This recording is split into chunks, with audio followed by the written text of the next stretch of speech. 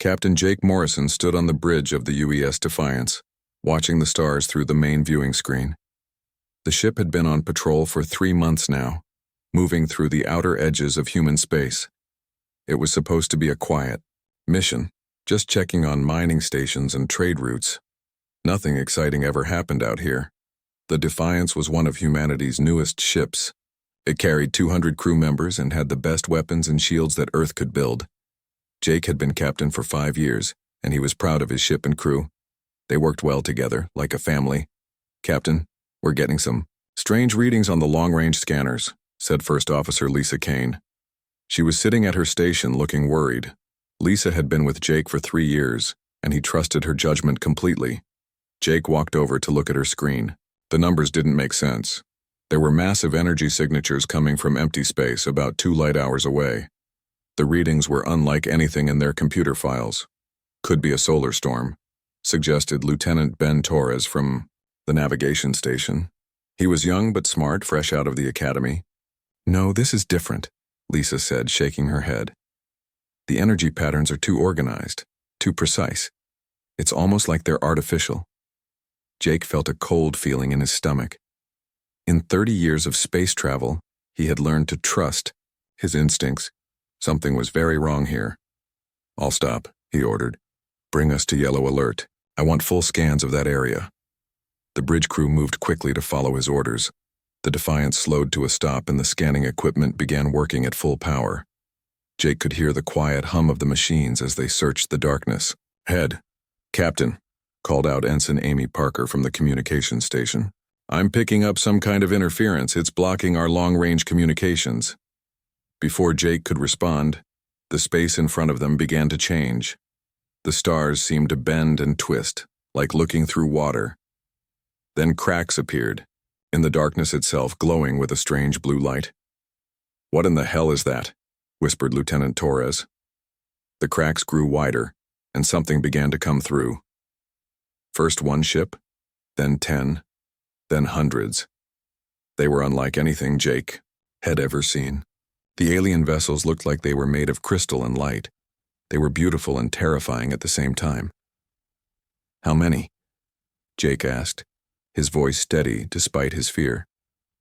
Lisa's hands flew over her controls. "Still counting, sir. 5,000, 8,000, 10,000, and still coming." The alien ships formed perfect patterns in space, like a deadly flower blooming in the darkness. Each ship was at least twice the size of the Defiance, and some were 10 times larger. They moved, without making any sound, gliding through space like ghosts. "Red alert," Jake ordered. "All hands to battle stations. Charge weapons and raise shields." Alarms began to sound throughout the ship. Jake could hear the crew running to their positions, getting ready for a fight they probably couldn't win. But they were human, and humans didn't give up easily. "Sir, they're not moving toward us," reported Lisa. "They're just waiting." Jake stared at the alien fleet. 10,000 ships, all hanging motionless in space. What did they want? Why were they here? "Captain, incoming transmission," said Ensign Parker. "It's not on any frequency we use. The computer is trying to translate it now." "On screen," Jake ordered. The viewing screen flickered, and then showed something that made everyone on the bridge gasp. It was a figure that looked almost human but made of pure light. The being's features kept shifting and changing like looking at a reflection in moving water. When it spoke, its voice seemed to come from everywhere at once. The words appeared in Jake's mind rather than reaching his ears. "Primitive beings of the 3rd planet," the creature said. "I am Harold Zephon of the Ethereal Dominion. We have come to claim this sector of space for our empire." Jake stepped forward, trying to look braver than he felt. "I am Captain Jake Morrison of the United Earth ship Defiance. This is human space. You have no right to be here." The being that called itself Zephon seemed amused. "Rights? You speak of rights? We are the Ethereal Dominion. We have ruled the galaxy for 1,000,000 of your years. We have conquered 50,000 species across multiple galaxies. You are nothing but children playing with toys you barely understand." "We are not children," Jake said firmly. "We are human beings and we will defend our territory." Zephon's form shifted, becoming brighter. Defend? With what? Your primitive weapons? Your simple shields? Observe. Without warning, all of the Defiance's systems shut down. The lights went out, the engines stopped, and the weapons powered down. The ship went completely silent except for the sound of the crew breathing. Then, just as suddenly, everything came back online. The lights returned. The computers restarted and the engines hummed back to life. It had lasted only 10 seconds, but the message was clear. The aliens could destroy them anytime they wanted. How did you do that? Jake asked, though he wasn't sure he wanted to know the answer. We exist beyond your understanding of physics, Zephon replied. We can manipulate matter and energy at the quantum level. Your technology is like a stone knife compared to our abilities. Lisa checked her instruments and looked at Jake with wide eyes. Sir, they didn't use any weapons. No energy beams, no missiles. They just made our system stop working. Jake felt his heart pounding, but he kept his voice calm. What do you want from us? Your species will surrender all weapons and military vessels, Zephon said. You will dismantle your defense systems and submit to Dominion rule. Your leaders will present themselves for processing within 72 of your hours. And if we refuse, Jake asked, then your species will be eliminated. Your planets will be cleansed of life and prepared for our use. This is not a negotiation, primitive one. This is an ultimatum. Jake looked around at his crew. They were all staring at him, waiting for his answer. These were good people, brave people who had followed him into the unknown. They deserved better than this. I cannot speak for all of humanity, Jake said slowly. That decision must be made by our leaders on Earth. Very well, Zephon replied. We will give your species time to accept the inevitable. 72 hours. When that time expires, we will return for your answer. The alien fleet began to move, but not away. Instead, they formed a perfect sphere around the Defiance. For a moment, Jake thought they were about to attack. Then one by one, the ships began to disappear back through the glowing cracks in space. In less than a minute, they were all gone except for one. A single alien vessel remained, hanging in space like a silent guardian. It was smaller than the others, but still larger than the Defiance. They left a monitor, Lisa said quietly. They're watching us. Jake nodded. Ensign Parker, open a channel to Earth. Priority 1. We need to warn them what's coming. Sir, the interference is gone. I can reach Earth now. Good. Send everything we recorded. Every scan, every word of that conversation. Tell them that humanity has 72 hours to decide its fate. As the Defiance turned toward home, Jake couldn't stop thinking about Zephon's words. 50,000 conquered species, 1,000,000 years of rule. How could humanity possibly fight against something like that? But then he remembered his crew, still at their stations, still ready to fight. Despite the overwhelming odds, he thought about Earth, about the billions of people who had never given up in the face of danger. Humans had always been fighters, even when the fight seemed hopeless. Maybe they couldn't win. Maybe this was the end of everything. But Jake Morrison knew one thing for certain. Humanity would not go down without a fight. The emergency meeting room deep beneath Washington, D.C. had never seen anything like this. President Helen Carter sat at the head of a long table, surrounded by the most important people in human government and military. The walls showed screens, filled with data from the Defiance, and everyone in the room looked scared. Helen had been president for only 2 years, but she had dealt with wars, natural disasters, and economic problems. Nothing had prepared her for this. Aliens had given humanity 3 days to surrender or die. The weight of every human life rested on the decisions made in this room. Let me make sure I understand this correctly, said General Robert Hayes, the head of Earth's military forces. He was a big man with gray hair and serious eyes. These aliens have 10,000 ships, each one more powerful than anything we have ever built. They can shut down our technology just by thinking about it, and they want us to surrender in 68 hours. That's correct, replied Admiral Susan Clark, who commanded humanity's space fleet. She had watched the video from the Defiance dozens of times. Captain Morrison's report is clear. We are completely outmatched. Dr. Neil Parker, the government's top scientist for alien studies, stood up from his chair. He was a thin man who wore thick glasses and always looked worried. Today he looked terrified. The data from the Defiance tells us more than just their military power, he said. I have been studying their technology, and it operates on principles we barely understand. They can manipulate space and time itself. Fighting them would be like throwing rocks at a thunderstorm. Ambassador Charles Green, who handled negotiations with other countries, shook his head. Then we have no choice, we must surrender. It's better to live under their rule than to die fighting a battle we cannot win. Live under their rule? Helen asked. Do we know what that means? Dr. Parker pulled up new information on the screens. I have been analyzing the transmission from their leader, this Harold Zephon. He mentioned that they have conquered 50,000 species. I tried to find information about what happened to those species. And? General Hayes asked.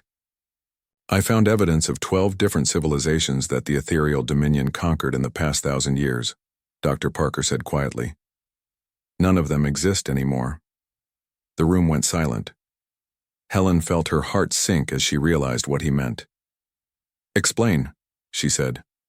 When the Dominion conquers a species, they don't just rule them. They harvest everything.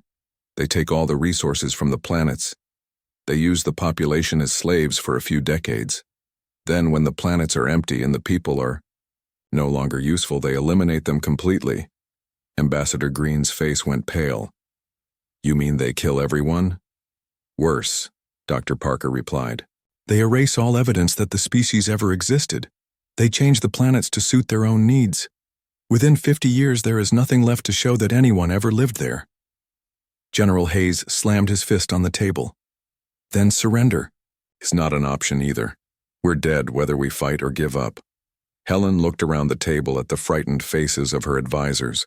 These were the smartest, most experienced people humanity had to offer. If they didn't know what to do, who did? What about our military? She asked Admiral Clark. How many ships do we have? 2,000 ships in our combined fleet, Clark replied. That includes every vessel from every nation on Earth, plus all the colonial defense forces. Our largest ship carries 50 crew members, most carry 20 or fewer. Against 10,000 alien ships, Helen said. Each one larger and more advanced than ours. The numbers are not in our favor, General Hayes admitted. But humans have won battles against impossible odds before. We have something they might not expect. What's that? Helen asked. Desperation, Hayes replied. When humans have nothing left to lose, we become very dangerous. Dr. Parker cleared his throat. There might be another option. I have been working on some classified projects that could help us. Helen leaned forward. What kind of projects? We call it Project Prometheus, Dr. Parker said. For the past 10 years, we have been developing weapons based on theoretical physics. Most of them have never been tested, but the alien attack gives us no choice. He pressed a button, and new images appeared on the screens. They showed strange-looking devices and complex mathematical formulas. We have been working on quantum disruptors that might be able to damage their ships. We have dimensional anchor systems that could prevent them from disappearing back into their portals. And we have something else. What? Helen asked. Dr. Parker hesitated.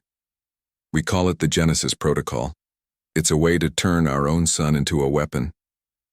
The room went completely quiet. Helen stared at the scientist, not sure she had heard him correctly. Turn the sun into a weapon? She asked. We can cause a controlled solar flare, Dr. Parker explained. A directed burst of energy that would destroy everything within 1 light-year of our solar system. It would eliminate the alien fleet instantly. And us too, Admiral Clark said. Yes, Dr. Parker admitted. Earth would be destroyed along with everything else in the solar system, but the energy release would be so massive that it would damage their home dimension. It might prevent them from attacking other species for centuries. Ambassador Green stood up angrily. You're talking about suicide, about killing every person on Earth just to hurt them. I'm talking about making sure that our deaths mean something, Dr. Parker replied. If we're going to die anyway, we can at least make them pay a price they will never forget. Helen felt sick to her stomach. The choice was becoming clear, and all the options were terrible. Surrender and watch humanity slowly die as slaves, fight and die quickly in a hopeless battle, or destroy themselves and the enemy together. How long would it take to prepare this Genesis protocol? She asked. 48 hours, Dr. Parker said. But we would need to evacuate as many people as possible to the distant colonies first. Maybe we could save a few million humans. Out of 8 billion, Helen said quietly. It's better than saving none, General Hayes said. Helen stood up and walked to the window. Even though they were deep underground, she could imagine the blue sky and the people going about their normal lives. Above, most of them didn't even know about the alien threat yet. They were working, playing, spending time with their families, never knowing that their world might end in 3 days. There's something else we need to consider, said Dr. Karen White, who had been quiet until now. She was Dr. Parker's assistant and one of the smartest people Helen had ever met.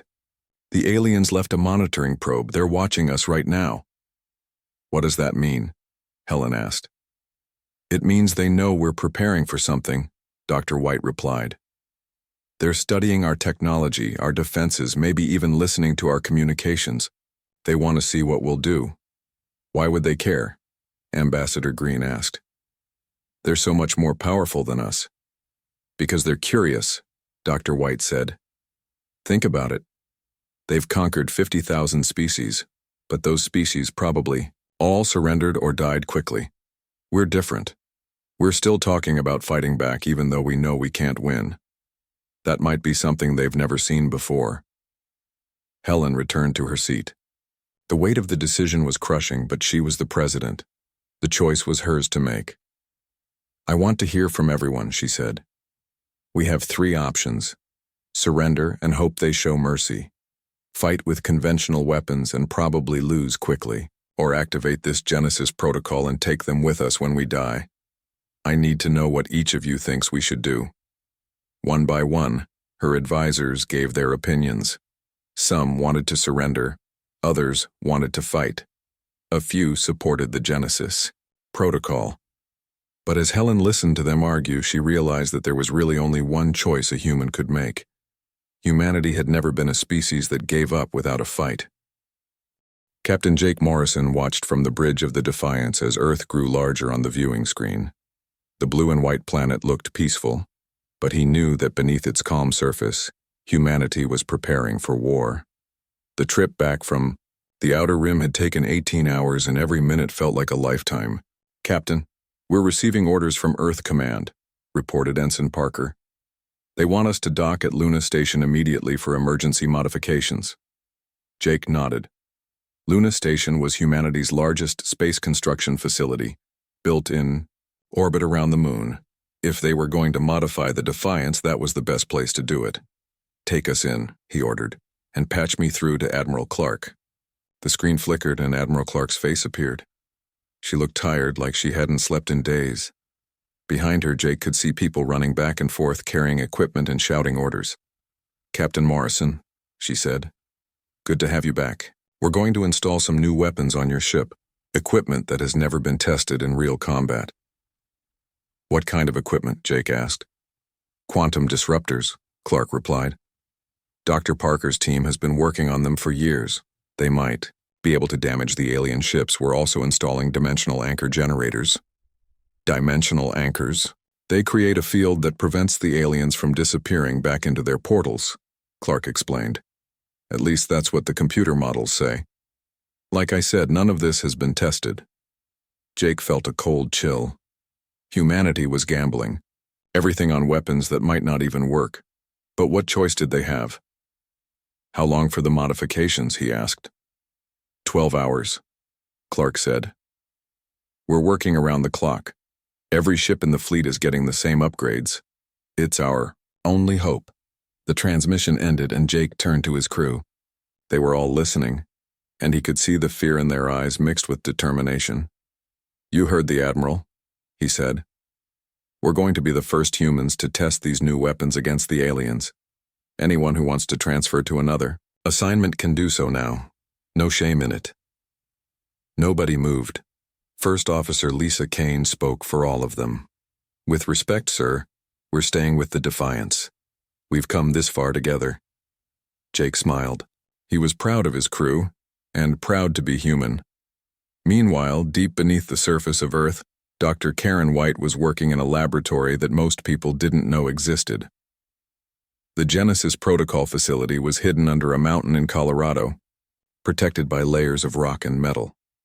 Around her, dozens of scientists and technicians worked frantically to complete the most dangerous weapon ever created. "Status report," she called out to her team.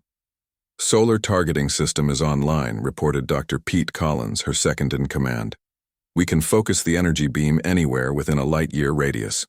Quantum field generators are charged and ready," added Dr. Lisa Wong. "The dimensional anchor network is in position around the sun." Dr. White checked her watch. They had been working for 36 hours straight, powered by coffee and determination. The Genesis protocol was almost ready, but they needed another 12 hours to complete the final calibrations. "What about the evacuation ships?" she asked. "Still loading," Dr. Collins replied. "They're trying to get as many people off Earth as possible. The distant colonies are taking everyone they can." Dr. White nodded. The evacuation was heartbreaking but necessary. If they activated the Genesis protocol, Earth would be destroyed along with the alien fleet. They could only save a few million people out of 8 billion. The rest would die with their planet. But those few million would carry on the human spirit. They would remember what happened here, and maybe someday they would return to rebuild. In orbit around Earth, Lieutenant Commander Dan Rivers was leading the most dangerous mission of his life. He and his team of 12 specialists were floating in space near the alien monitoring probe, trying to study it without being detected. The probe was beautiful in a terrifying way. It looked like a crystal sculpture, perfectly clear except for the strange lights that pulsed inside it. The lights seemed to follow patterns that hurt to look at directly. "Are you getting anything on the scanners?" Dan whispered into his radio. Even in the vacuum of space, he felt like he needed to be quiet. "The readings are incredible," replied Sergeant Mary Turner, his electronics expert. "This thing is scanning everything. Our ships, our weapons, even the quantum signatures of our crew members." "What does that mean?" asked Corporal Jim Parker, the youngest member of the team. "It means they're learning about us," Dan replied. "They want to know how we think, how we fight, maybe even how we feel." Dan carefully moved closer to the probe. His suit's instruments were recording everything, but he also wanted to see it with his own eyes.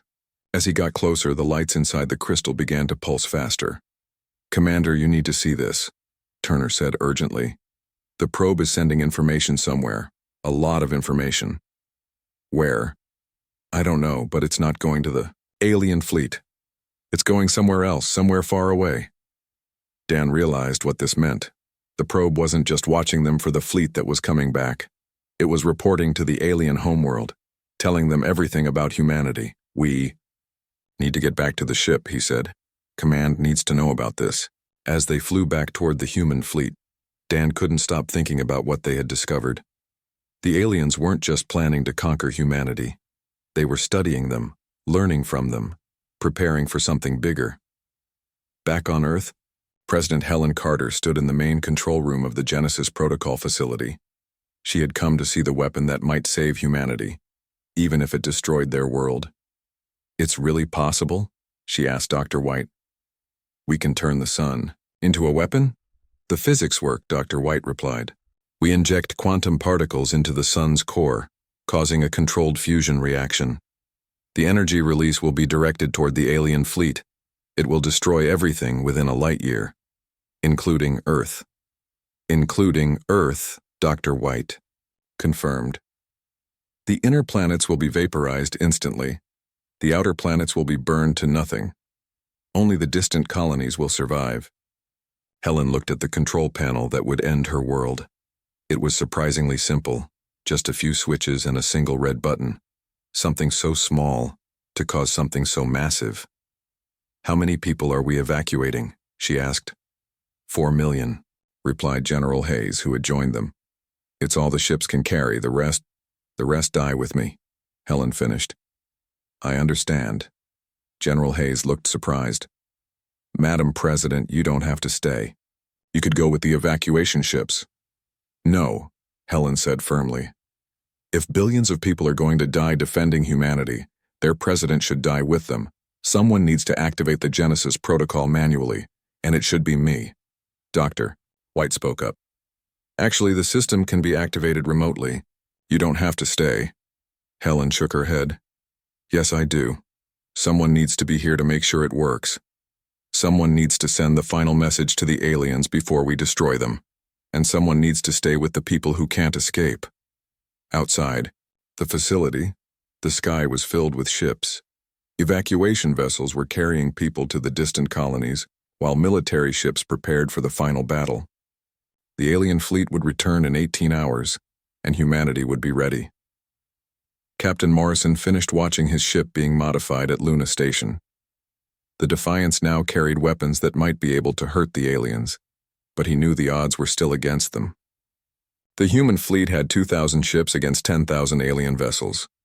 Sir, Lisa Kane said quietly, do you think we can win? Jake looked out at the stars, thinking about everything that was about to happen. Win? Probably not. But we can. Make them remember us. We can make them understand that humans don't give up easily. Is that enough? She asked. It has to be, Jake replied, because it's all we have. The countdown continued. In 18 hours, humanity would face its greatest test. They would either find a way to survive, or they would die in a way that would echo across the galaxy for 1,000 years. The space around Earth erupted in light as 10,000 alien ships appeared from the glowing cracks in reality. Captain Jake Morrison watched from the bridge of the Defiance as the ethereal fleet took position above the planet. The enemy ships formed perfect geometric patterns that made his eyes hurt to look at directly. All human ships, this is Admiral Clark, came the voice over the communication system. Hold your positions. Wait for my signal. Jake could see the human fleet spread, out in defensive positions around Earth. 2,000 ships against 10,000. The numbers were terrible, but every human vessel was ready to fight. They had families to protect, a world to defend, and nothing left to lose. Captain, I'm reading massive energy buildups from the alien ships, reported Lisa Kane from her station. They're preparing to attack.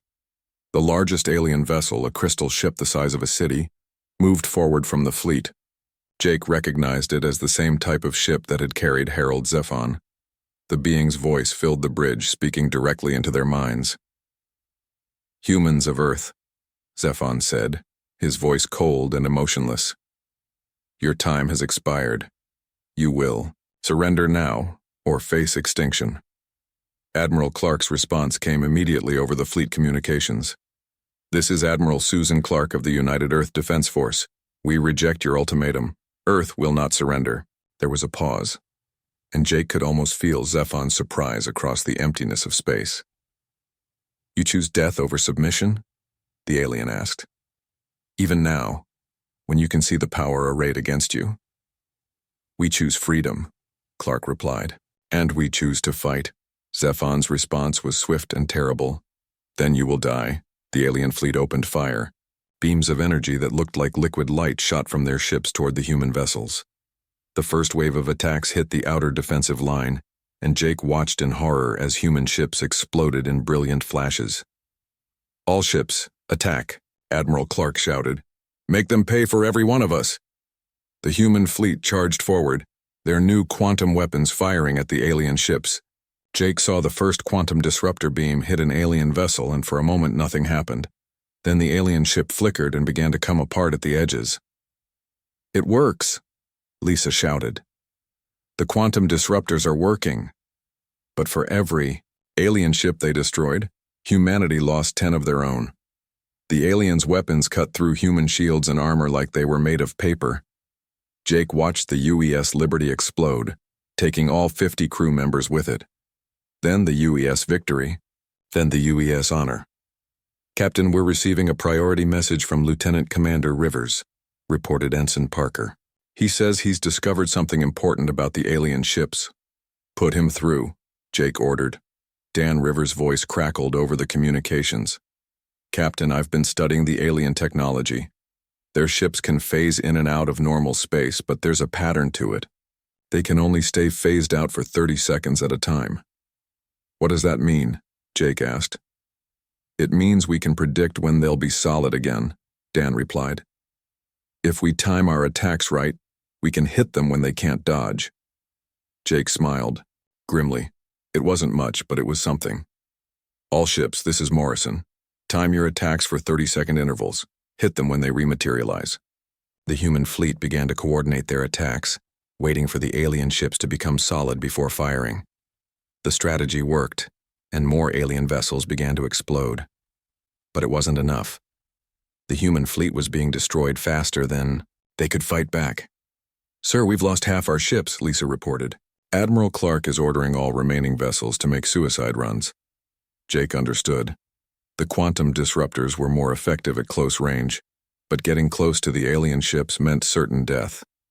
The human captains were trading their lives for the chance to damage the enemy. Set course for the largest alien ship, Jake ordered. Maximum speed. Sir, that's suicide, Lisa said. I know, Jake replied. But if we're going to die, we're going to take as many of them with us as possible. The Defiance accelerated toward the alien command ship, its quantum weapons charging, for a final attack. Other human ships were doing the same thing, diving toward the enemy fleet like missiles. Jake watched as the UES Ranger rammed into an alien vessel, both ships exploding in a ball of fire. The UES Courage followed, then the UES Freedom. Human ships were dying everywhere, but each death took alien ships with them. Captain, the aliens are breaking formation, Lisa reported. They're falling back. Jake couldn't believe it. The alien fleet was retreating, moving away from Earth's orbit.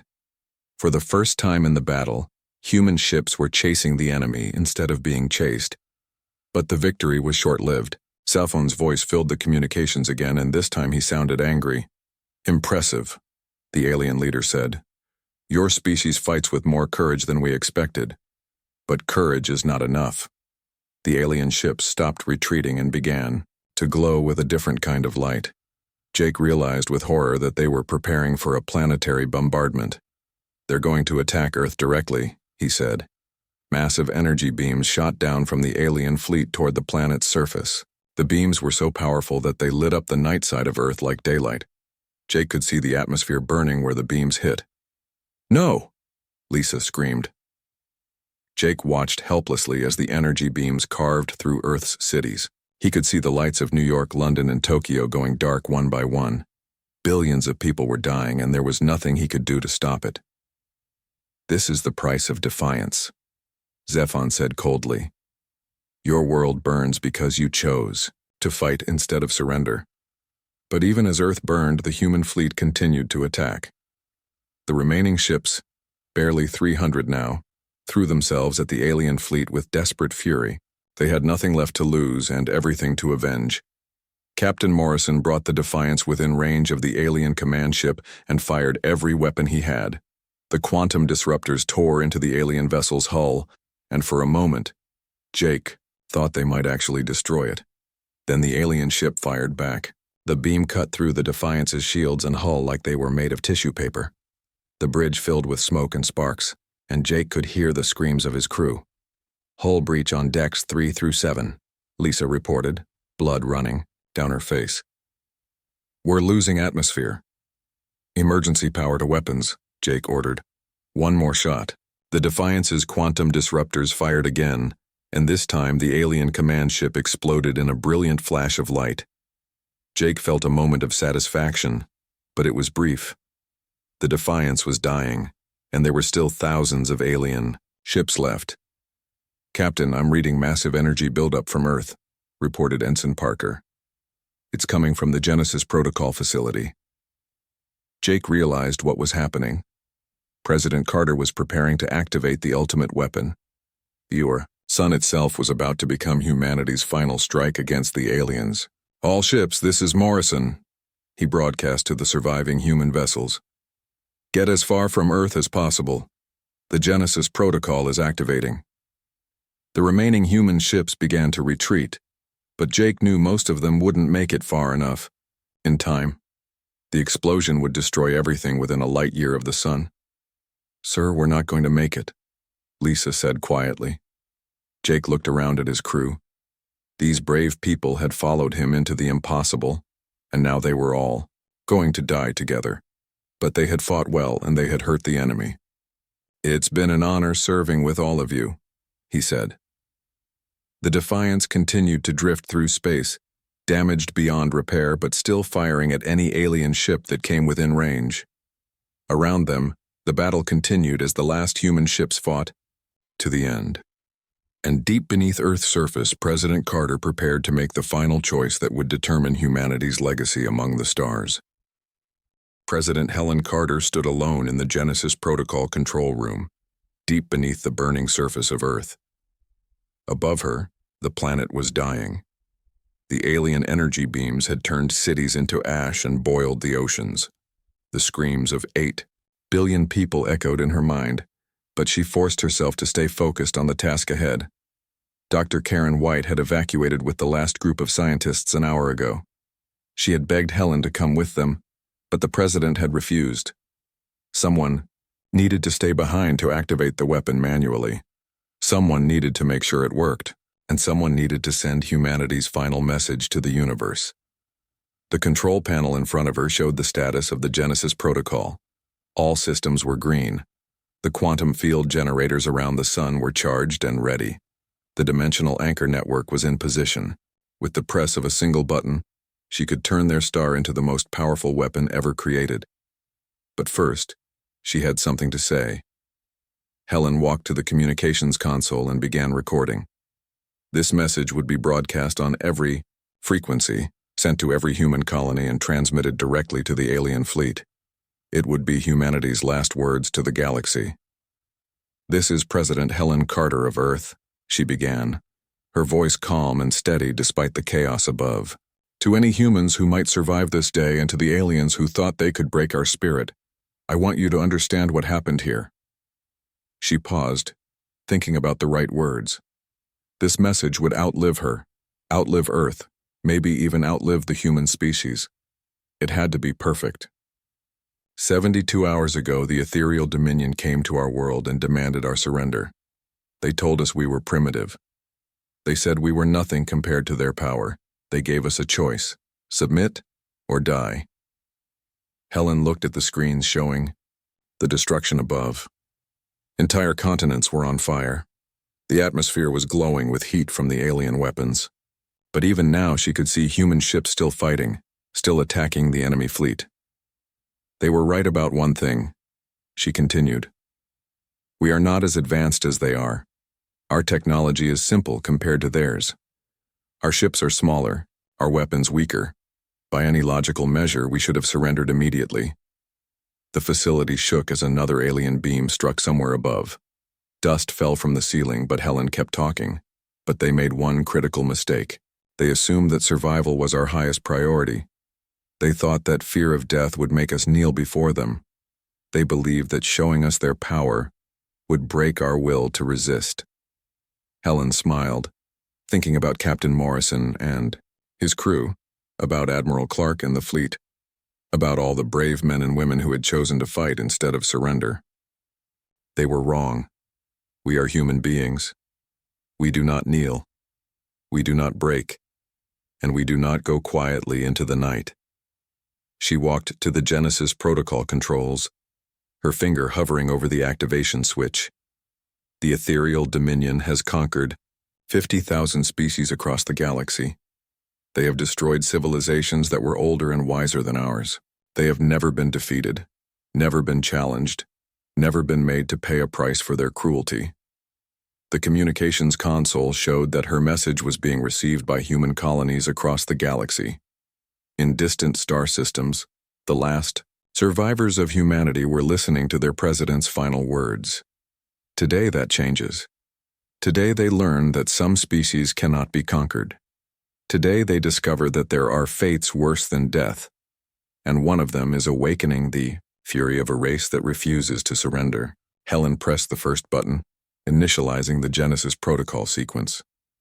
Deep in space, the quantum field generators around the sun began to activate. The star's surface started to shift and change as artificial fusion reactions were triggered. in its core. To the ethereal dominion, you came to our world expecting weakness, you found strength, you expected fear, you found courage, you expected submission, you found defiance that will echo across the galaxy for 1,000 years. The alien fleet in orbit around Earth suddenly stopped their bombardment. Their sensors had detected the quantum field changes in the sun, and they realized what was happening. Harold Zephon's voice filled the communications channel, speaking directly to Helen. "Stop this madness," the alien leader said, and for the first time his voice carried a note of fear. "You will destroy your own world." Helen looked up at the ceiling, imagining the alien ships in orbit above. "Yes, we will. And we will destroy you with it." She pressed the second button, increasing the quantum field intensity. The sun began to glow brighter, its surface churning with unnatural energy. The light reaching Earth grew stronger, and Helen could feel the heat even through the layers of rock and metal protecting the facility.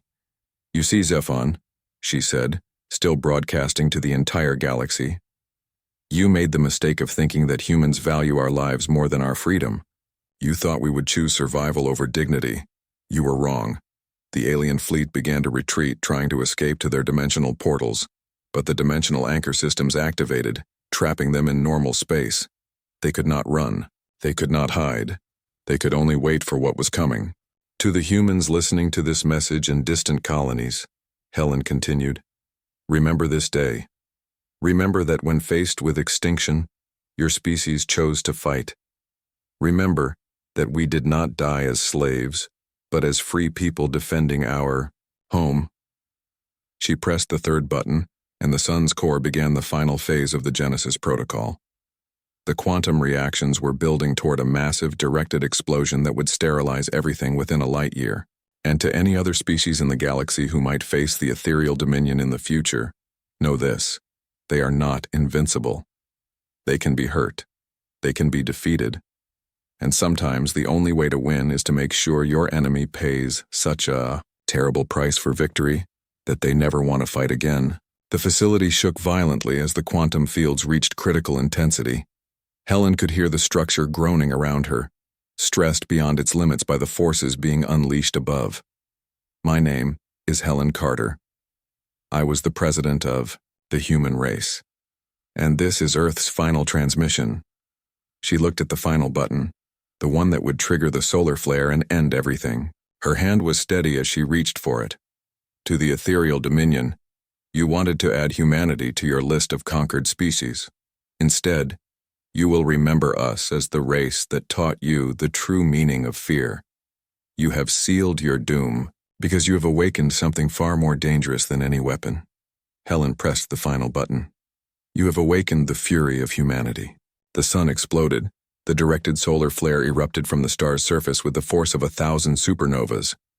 The energy beam, focused by the quantum field generators, struck the alien fleet with unstoppable power. 10,000 ships, each one a masterpiece of technology thousands of years advanced beyond human science, were vaporized in an instant. The explosion was visible from neighboring star systems, a brilliant flash that lit up the darkness for just a moment before fading. Earth, the inner planets, and everything within a light year of the sun ceased to exist. 8 billion humans died in that instant, but they died free. The dimensional shockwave from the explosion tore through space-time itself, damaging the aliens' home dimension and crippling their ability to launch similar attacks for centuries. The ethereal dominion, for the first time in their million-year history, had been dealt a devastating blow. 50 years later, Captain Jane Collins stood on the bridge of the UES Vengeance, leading a fleet of human ships toward an ethereal outpost in the Vega system.